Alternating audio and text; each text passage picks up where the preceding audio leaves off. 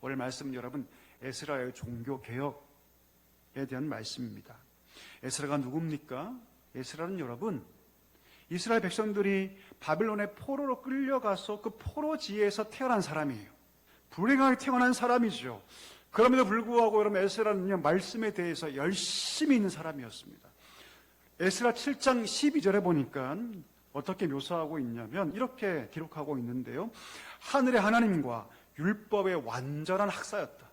하나님께서 은혜를 주셔서 그 당시 당대 최고의 왕이라 불렸던 아닥사스다 왕으로부터 원하는 모든 것들을 다 얻는 사람이 누구였다? 에스라였다. 그런데 그 에스라가 여러분 본국으로 돌아와요. 그 이유가 무엇이냐면 자기 백성을 말씀으로 세우고자 하는 거룩한 비전이 있었기 때문입니다. 그 백성이 지금 어떤 상황입니까? 영적으로 타락하고 도덕적으로 타락한 상태예요. 그들이 바벨론에서 포로로 돌아와서 성전을 지었지만 진짜 영적인 부흥은 일어나지 않았습니다. 거의 50년 동안 아무도 그들에게 뭘 가르치지 않아요, 여러분? 말씀을 가르치지 않아요. 내가 그 땅의 백성을 하나님의 말씀으로 가르치리라. 어떻게 되었을까요, 여러분? 어떻게 되었을까요?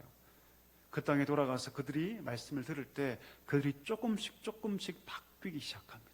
변화되기 시작해요. 가장 큰 문제가 그 당시에 뭐였냐면 결혼의 문제였습니다. 혼인의 문제.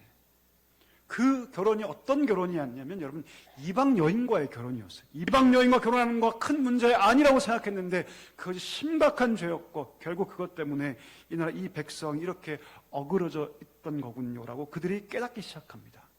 그리고 결단하죠. 어떤 결단입니까? 내 이방 여인 아내들을 다 어떻게 하겠습니까? 내보내겠습니다.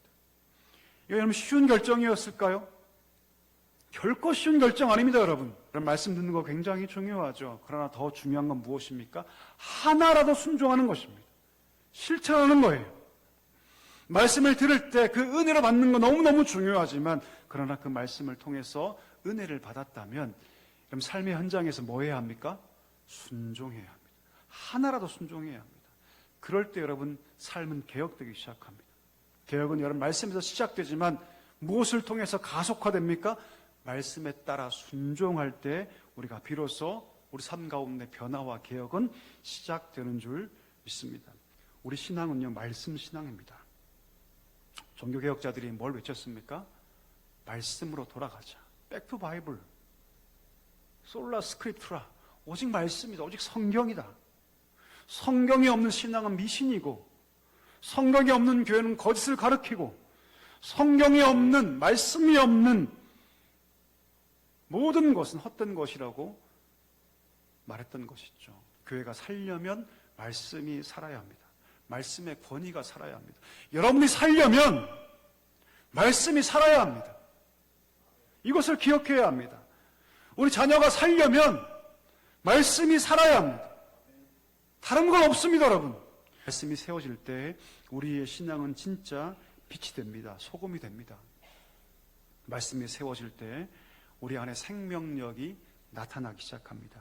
바라기는 저와 여러분이 우리 교회가 말씀 위에 든든하게 세워지는 교회가 되기를, 성도가 되기를 주의 이름으로 간절히 축원합니다.